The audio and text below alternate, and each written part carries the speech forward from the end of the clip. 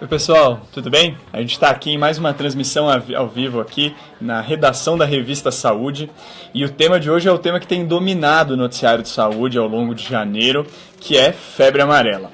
Bom, a gente está aqui com uma pessoa, um grande especialista no assunto, Dr. Hélio Baixa, muito obrigado por estar aqui. Dr. Hélio Prazer, Theo.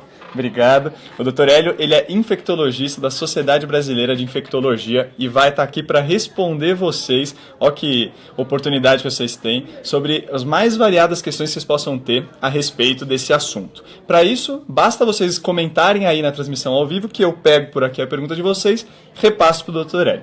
Se por um acaso eu esquecer, a gente tem uma prova de segurança. Atrás das câmeras tem a Thaís Manarina. A Thaís Manarina é editora aqui da revista e ela vai estar acompanhando também aqui a transmissão. Qualquer coisa, vocês ouvirem uma voz feminina, é ela que está atrás das câmeras aí conversando com vocês.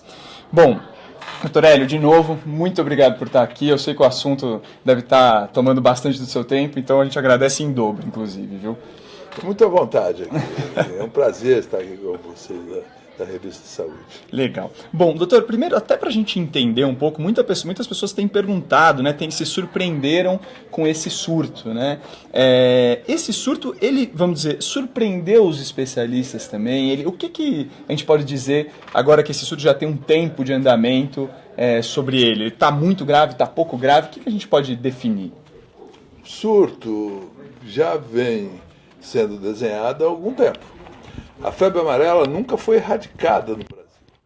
Nós tínhamos inicialmente, no século XIX, começo do século XX, febre amarela no sudeste do país, o Rio de Janeiro, inclusive um problema comercial para o Brasil, porque vários navios se recusavam a atracar no Porto do Rio de Janeiro, no Porto de Santos, por causa de febre amarela. E foi quando houve a grande operação de saneamento, de reforma do centro do Rio de Janeiro, Oswaldo Cruz com a vacina, com a rebelião da guerra da vacina, né?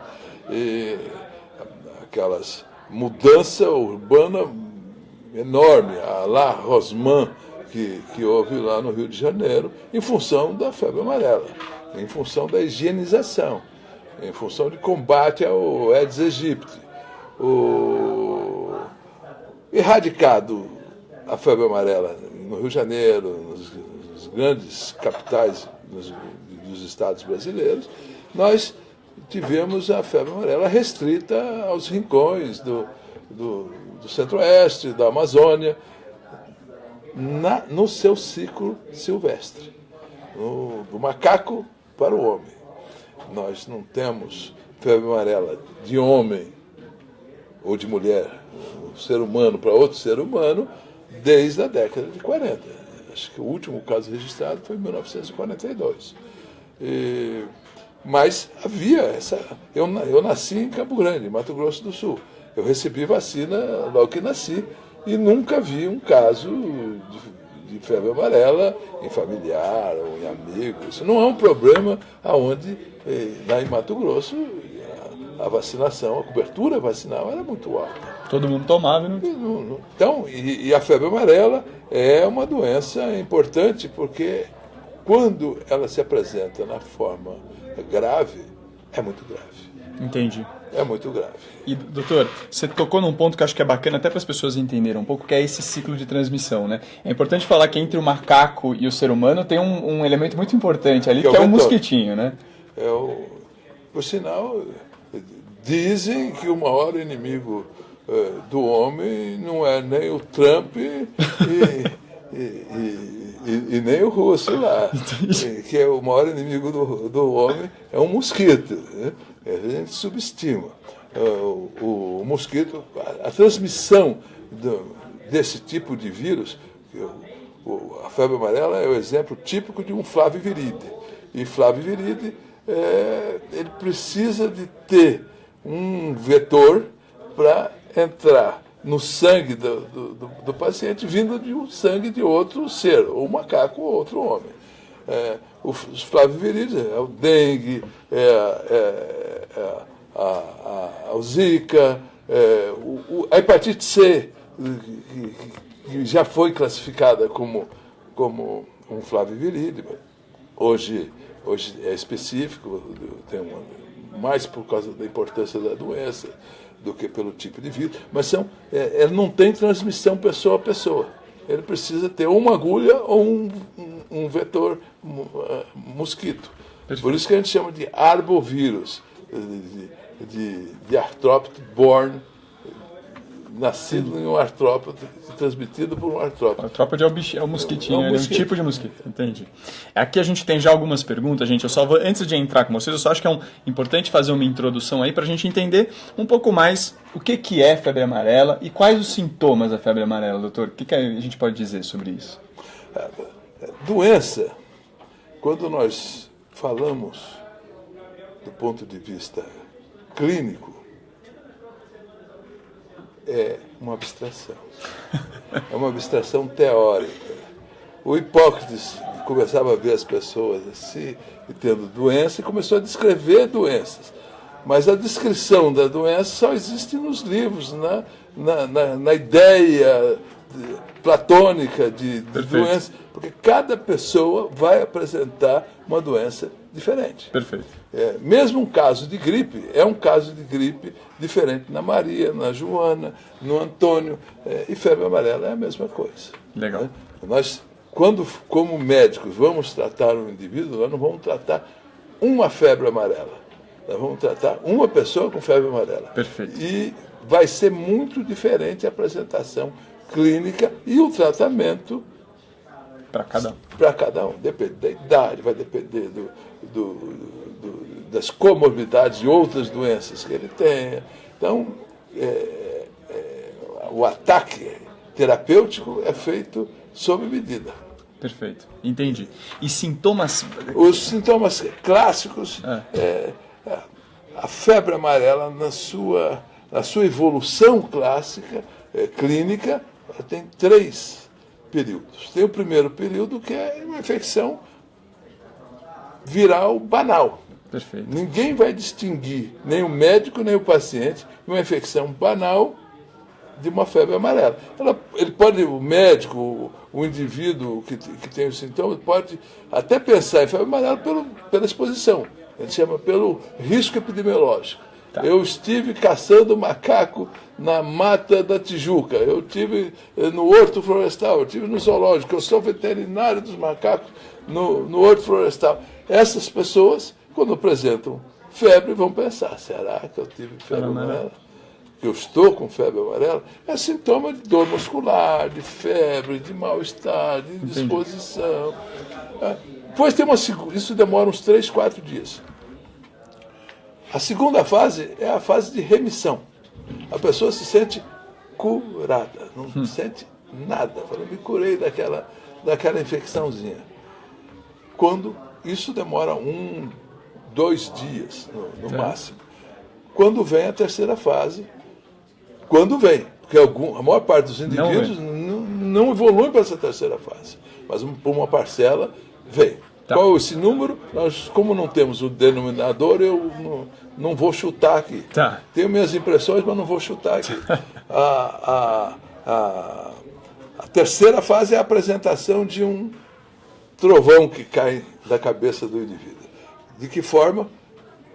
Com insuficiência hepática, como se fosse uma hepatite, com insuficiência renal, com um quadro que pode se assemelhar a qualquer sepsis, por bactéria ou por leptospirose, um quadro grave. Essa é a fase que nós mais tememos na febre amarela. Perfeito. E o tratamento aí é um tratamento complexo, um tratamento geralmente feito em unidade de terapia intensiva. Perfeito. Ou no centro de tratamento intensivo, como se diz no Rio de Janeiro. Entendi. UTI ou CTI. Tanto faz, o importante é o lugar de vai. Em inglês, a gente fala ICU, Intensive Care Unit. ICU. Eu vejo você. Em português não dá certo. UTI. Não tem essa. Bom, entrando nas... Interessante ainda, se você me deixa falar, é que nessa primeira fase, os sintomas são tão indiferenciados das infecções mais comuns que o médico não vai pensar em febre amarela na maior parte das vezes. Isso é um erro médico? Não é um erro médico. esse é o normal, porque ele não vai conseguir fazer diagnóstico nesse momento. Perfeito. E se fizer, talvez não vai mudar nada a não ser a fazer a observação se vem essa terceira fase. Perfeito, entendi, doutor. Bom, entrando aqui com umas perguntas, a Eleonai Ribeiro, ela está perguntando se deve tomar ou não vacina. Ela diz que tem 64 anos. Acho que a gente pode falar um pouco de idade também, né, doutor? Se tem isso as pessoas estão preocupadas com essa idade máxima que se aponta e tudo mais. Mas acho também importante falar do local onde está, de onde vai trafegar, né? Não é só a idade que importa, ou eu estou enganado? Você está inteiramente certo. A indicação da vacina é... Primeiro, deixa eu esclarecer o que é a vacina. A vacina foi produzida nos anos 30. Para 36 começou a ser utilizada. Ela foi feita com a técnica que havia na época, que é uma técnica ainda muito primitiva de se fazer vacina. Faz atenuação do vírus e nós começamos a fazer a vacina. Na grande maioria das vezes, ela protege sem nenhuma apresentação de gravidade. Mas, numa grande parte, ela se apresenta como uma infecção importante. Às vezes a pessoa não sente febre, vai sentir mal-estar, porque ele é vírus vivo. Para funcionar, ele precisa fazer uma infecção. Precisa causar uma infecção. Ele está mais fraquinho ali, né? E com essa infecção, em 1 para 500 mil, é uma infecção grave. Inclusive, pode se assemelhar a uma febre amarela natural. O vírus tem um potencial raro de fazer isso. Tá. Por isso que nós não podemos fazer a vacina em qualquer um. Perfeito. Quais que normalmente nós já chamamos a atenção? Primeiro, crianças recém-nascidas. Tá. Até 9 meses. Por quê? Porque eles não têm desenvolvimento de uma resposta imune que dê conta de controlar a vacina. Claro. E a partir dos 60 anos de idade também, porque nós temos uma imunodepressão do idoso. Herpes zoster, que você já deve ter ouvido falar, acho que uma parte dos nossos telespectadores, dos nossos internautas, né, já conhece. É uma reativação da catapora. Se dá a partir dos 60 anos de idade. Por que motivo? Por causa da imunodepressão do idoso. Então, quando a gente diz 60 anos, não significa que todo mundo aos 60 anos tem imunodepressão. O que nós queremos chamar a atenção é de que quem tem mais de 60 anos deve procurar uma avaliação médica para fazer essa avaliação. Exposição. Não. Gestante não deve fazer a vacina. Uhum. Mas se ela mora num local onde a chance dela fazer febre amarela é muito grande, é claro que a infecção pela febre amarela natural é muito mais grave do que a vacinal. Perfeitamente. Então, ela deve fazer. Foi o que ocorreu no Espírito Santo. Uhum. Uma gestante fez febre amarela, morreu. E morreu. Pela febre amarela. Por que ela não foi vacinada? Já sabia que tinha macaco lá, porque estava com medo, algum receio. O próprio médico disse: você é gestante. A partir daquele momento, naquele local, todas as gestantes receberam a vacina. Perfeito, doutor. Bom, aqui, então, essa coisa da idade ficou muito claro que ela é relativa e envolve muito uma conversa com um profissional também. Isso, aliás, o doutor tocou num ponto aqui que acho que resolve, inclusive, a questão do Liberlândio Barreto, que pergunta, quer dizer que a composição da vacina de hoje é a mesma de antes? A mesma. Perfeito. Ele deve estar perguntando se não tem alguma diferença. A de hoje, que nós fazemos no sistema público, no SUS, é uma vacina que é diluída, ela é fracionada. De 0,5 eu faço 0,1 ml, 1, pouco, aqui no Brasil a gente resolveu dividir em 4. Nessas campanhas aqui que estão rolando agora, né? Por que motivo ela é tão eficaz a curto prazo, pelo menos, quanto a normal. Porque quando a gente começou a fazer a vacina em 1936, nós não tínhamos métodos de medir quanto tempo a imunidade permanecia. Perfeito. Era no empírico. No empírico é a forma bonita da gente falar chute. No achismo. Então vamos fazer a cada 10 anos. E a gente fazia a cada 10 anos e funcionava. Entendi. Então sigamos. Sigamos 10 anos. Agora, quando a gente foi medir, a gente verificou. Foi um trabalho em 2009, em soldados. Centenas de soldados submeteram a vacina e isso foi medido ano a ano. Até recentemente, em 2017, a imunidade se mantinha muito boa, em 85%, 90% das pessoas submetidas à vacina. E eles já tinham tomado há um tempão, né? E eles já tinham tomado há um tempão. Quando, lá em Luanda, lá em Angola, nós tivemos uma grave epidemia de febre amarela e que depois repicou no Congo, a quantidade de vacina que havia não cobria a necessidade de segurança de cobertura vacinal. Em cima desse trabalho, se fez a vacinação fracionada. E o que aconteceu?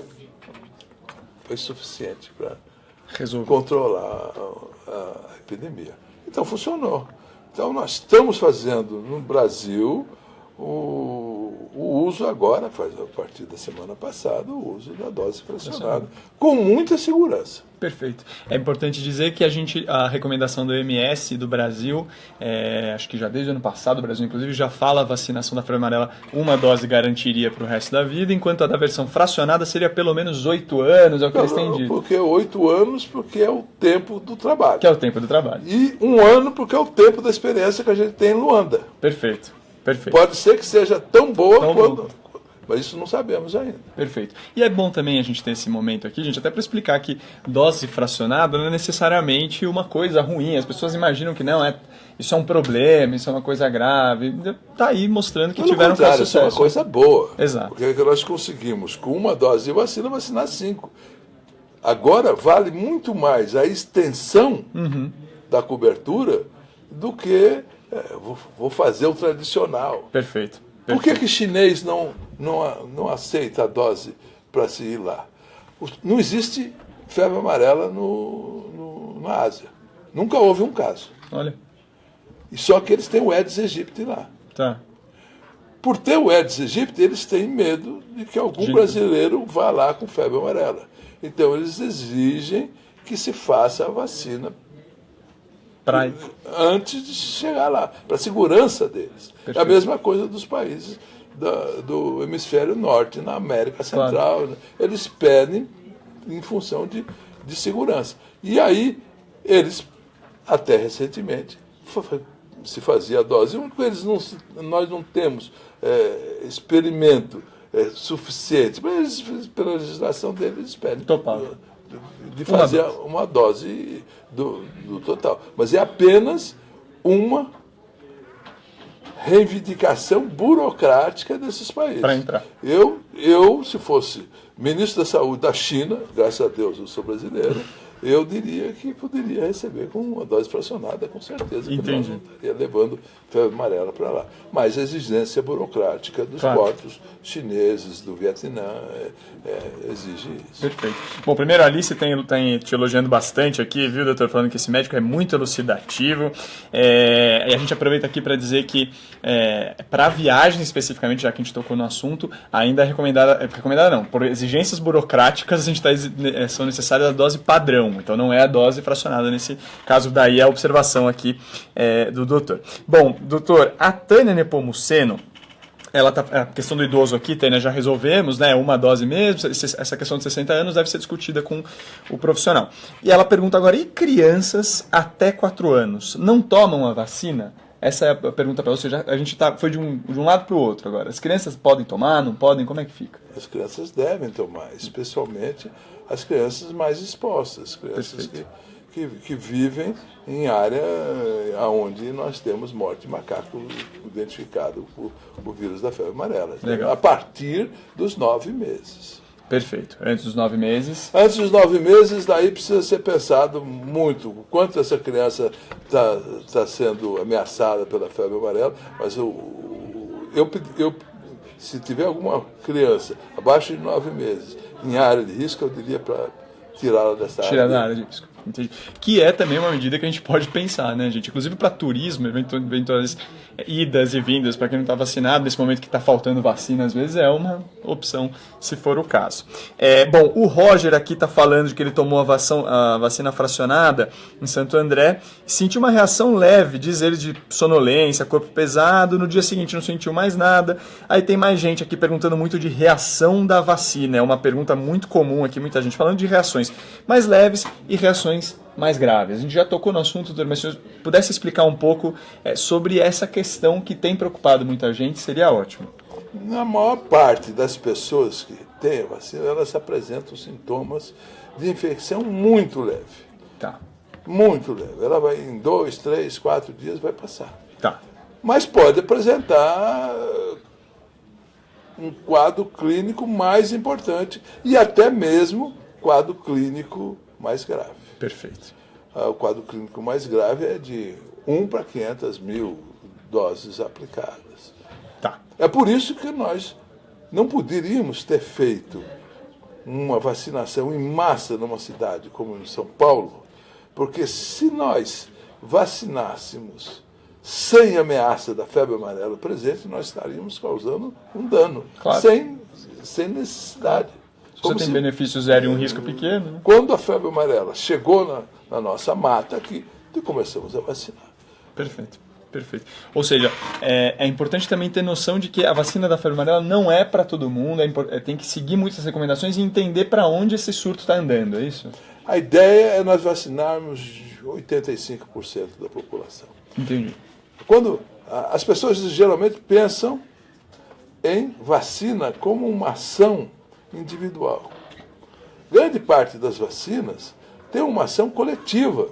Tá. A pessoa que não foi vacinada está protegida por aquele que foi vacinado. Exato. A febre amarela urbana seria transmitida pelo Aedes aegypti de pessoa a pessoa. Se a primeira pessoa que poderia ter tido febre amarela não tiver, não vai passar em diante. Perfeito. Então, se essa pessoa não pode ser vacinada, ela deve recomendar que as outras pessoas que convivem com ela sejam vacinadas. Claro, é verdade. Aliás, vou até pedir uma licença aqui para o doutor Hélio falar uma coisa de 1 minuto. A gente tem feito uma reportagem muito interessante agora sobre infecções em 2018 e a gente estava discutindo um pouco essa linha dessa imunização de rebanho, entre aspas, né?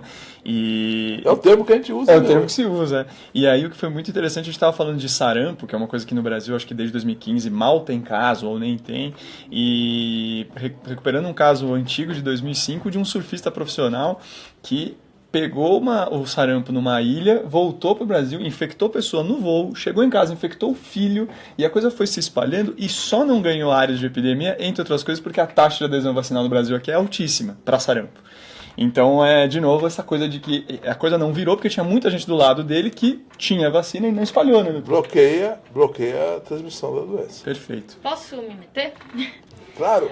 A Maria Helena Castro e outras pessoas também estão perguntando assim, se a pessoa se vacinou há muito tempo, ela já nem lembra quando, ela deve se vacinar de novo ou não? Se ela sabe que ela já tomou a vacina, tá tudo bem, não importa se foi com 5 anos, 15, 20... Depende muito da memória dessa pessoa. Tem pessoa que não sabe direito se vacinou com a febre amarela ou se vacinou contra o sarampo, ou tem impressão. Então, se ela tem dúvida, é melhor ela se vacinar. Se ela tem certeza que foi vacinada para a febre amarela, que ela foi lá no aeroporto de Guarulhos, ou que foi no aeroporto de Congonhas, ou foi para o México, onde havia exigência de se fazer a vacina para se migrar para lá ou para passear por lá, essa pessoa não precisa fazer. Ela está imunizada. Para o resto da vida, nesse sentido. Legal. A Liane Fernandes aqui, ela perguntou após quantos dias após quantos dias da vacinação que pode ter uma reação adversa, e até arremata a pergunta assim, quando que a vacina garante a eficácia? Ou seja, depois de quantos dias que a pessoa está imunizada, doutor?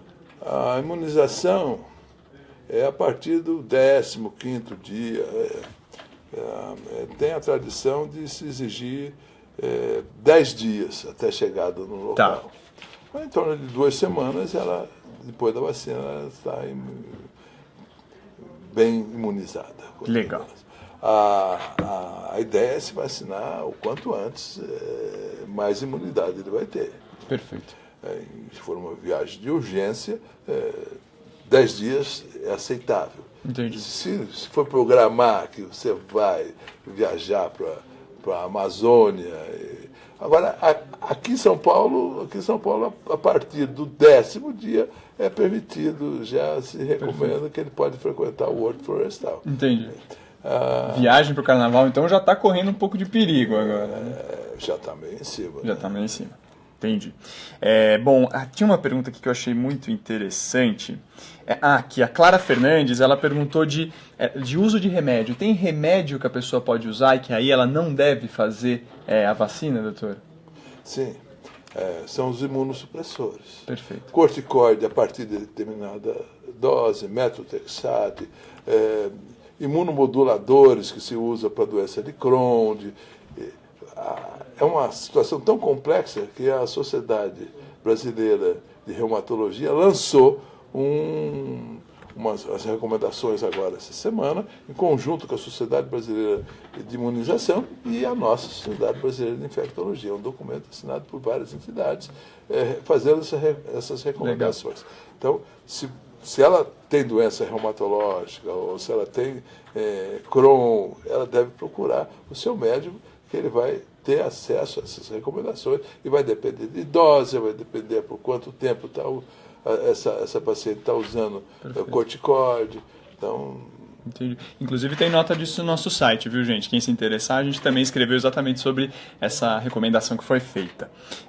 Bom, tem muitas pessoas perguntando de doenças, doutor, de doenças que podem contraindicar. Então, por exemplo, já falaram aqui, a Ana Maria Premo, antes da transmissão, perguntou de diabetes e hipertensão, se a pessoa, o diabético ou hipertenso, pode tomar. Aqui tem uma pergunta sobre tireoidite de Hashimoto.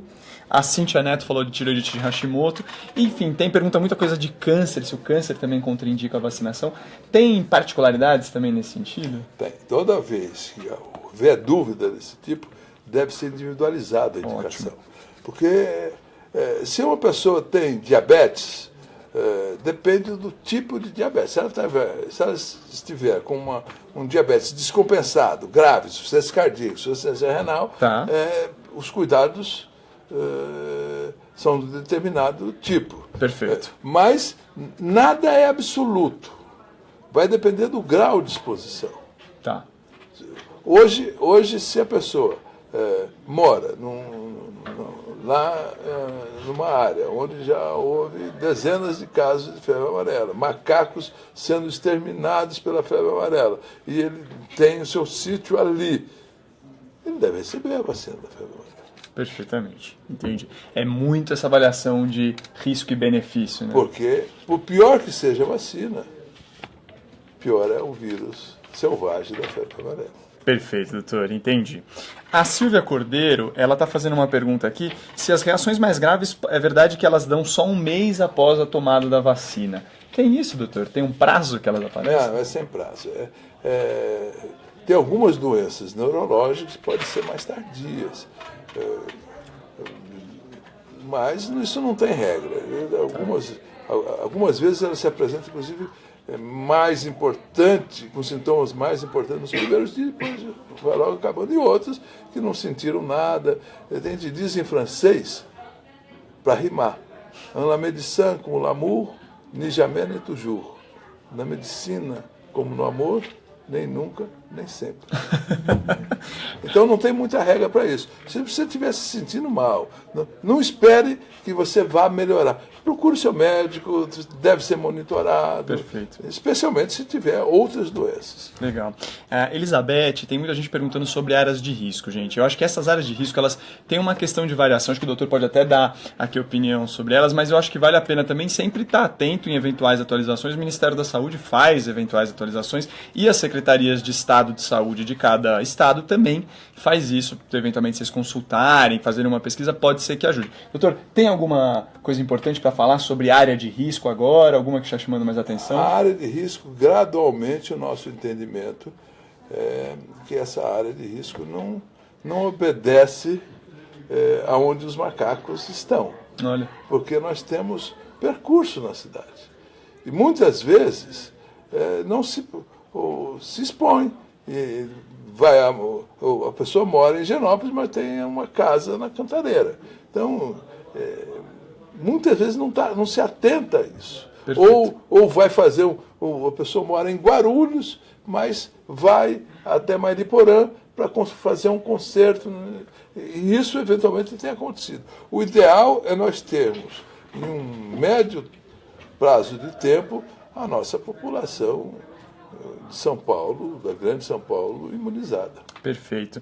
E isso é uma coisa muito importante, aliás, gente, até por experiência pessoal, quando a gente começou a pesquisar essas questões, o número de municípios que fazem parte de áreas de risco é muito maior do que a gente imagina. A questão é que, como boa parte da nossa população está em grandes cidades, e esses grandes centros antes não eram áreas de risco, muita gente não tinha recomendação. Mas o fato é, se a gente vai viajar para outras regiões, é muito comum a gente ir para cidades achando que não tem nenhuma questão e ser uma cidade que tem essa recomendação. Então é importante dar uma pesquisada, vou para tal lugar conhecer, não custa dar um Google, né, doutor?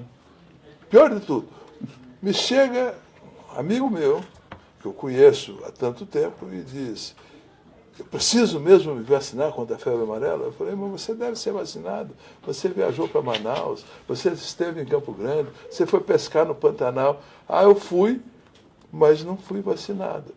Então, ele estava na boca do lobo e estava sem medo. E agora ele está aqui em São Paulo, mora em Higienópolis e fica. A nossa compreensão de área de risco, especialmente nas cidades que estavam muito afastadas, como era o caso de São Paulo, da febre amarela, não se dava conta que nós já tínhamos febre amarela aqui em São José do Rio Preto. Todo o oeste do estado de São Paulo. Minas Gerais já vem apresentando. Ixi, tivemos um corte? Tivemos. No Wi-Fi. Não, acho que aqui está funcionando, Thaís. Vocês não, estão caiu. aí ao vivo? Estamos congelados. Estamos congelados? Não. Pessoal, se vocês estiverem ao vivo, vocês mandam um comentário aqui pra gente, só pra gente ver se a gente tá... gente, acho que tá acontecendo sim. Ok, aqui, Andréia, super obrigado. É coisa do ao vivo, né, gente? Às vezes o sinal cai, as coisas vão acontecendo. Mas, bom, estamos em boa companhia, então tá tudo ótimo, né? Então eu vou me meter, já que o problema foi o meu celular, então eu vou entrar na conversa. A Célia Alves comenta que o filho dela tomou a vacina ontem e hoje ele tá com dor de cabeça. Ela quer saber se ele pode tomar algum remédio. Então aproveito até para emendar. Quem tá sentindo esses sintomas depois da vacinação, pode se tratar, tomar ali um remedinho para lidar com isso, tudo bem? A ideia é evitar aspirina e evitar anti-inflamatório. De preferência usar a nossa dipirona. Né? E antes de mais nada, tem dúvida? Monitore com o médico. Perfeito.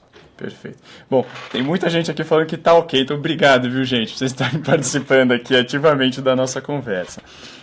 A Cíntia Menino, ela fez uma pergunta que ela tomou a vacina no passado. Ela acabou desenvolvendo uma doença autoimune e usando os imunossupressores. Ela pode se sentir segura, doutor, de que essa vacina, que ela tem o anticorpo contra a febre amarela, que a febre amarela não vai poder atingi-la? Ela está imunizada. Perfeito. O quanto essa imunossupressão dela pode ter eliminado a defesa dela, eu não sei. Isso tem que ser avaliado pelo tipo de imunossupressão que ela tem. Perfeito. Ou seja, tem esses casos muito particulares. Eu acho que tem até uma pergunta aqui da Célia Alves. Ela estava perguntando sobre tipo de analgésico para quando tem uma reação à vacina. É esse tipo de coisa que é legal conversar sempre com um profissional, né, doutor? Eu estou enganado. No Brasil, nós utilizamos sempre a dipirona. Tá.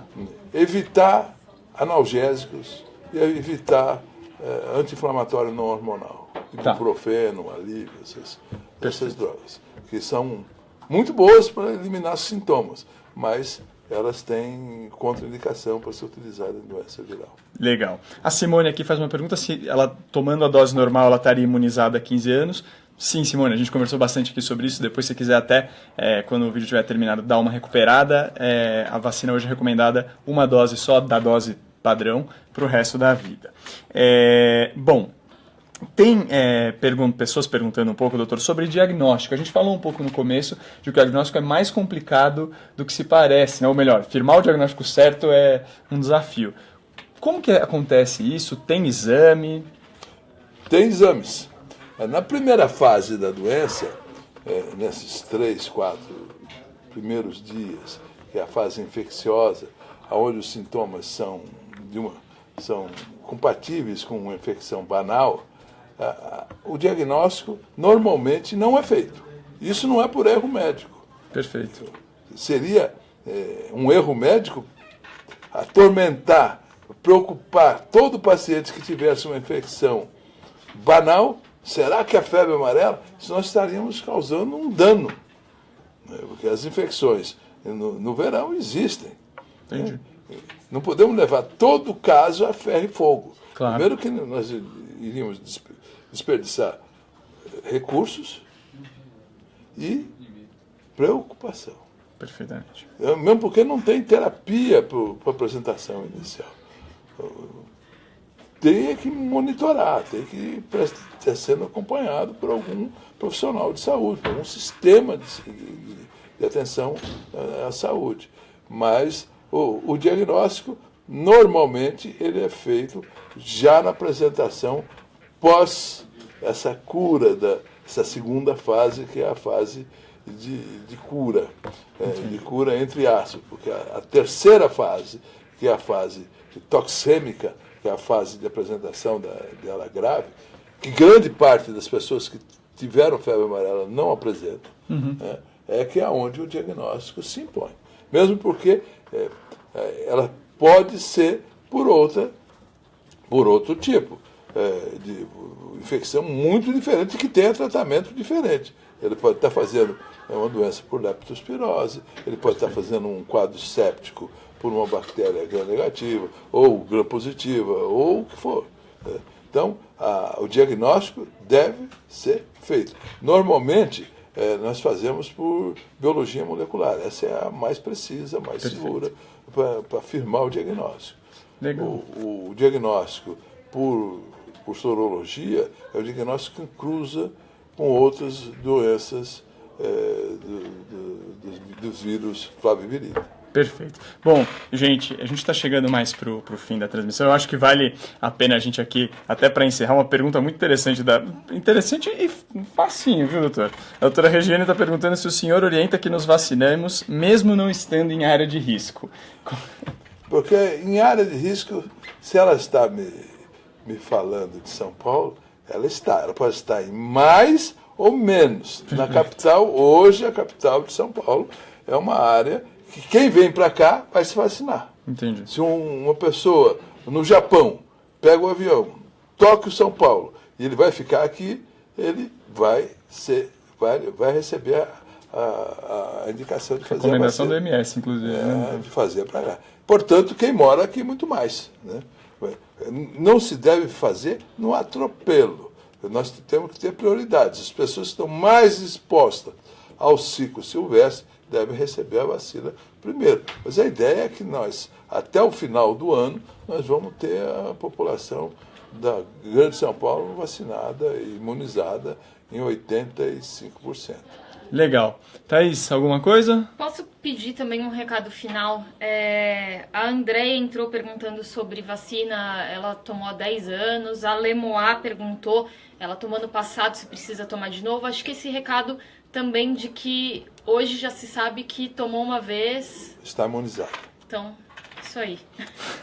Em nome da Sociedade Brasileira de Infectologia, eu quero agradecer a vocês o carinho de estar aqui. Para mim é um prazer conversar com o telespectador.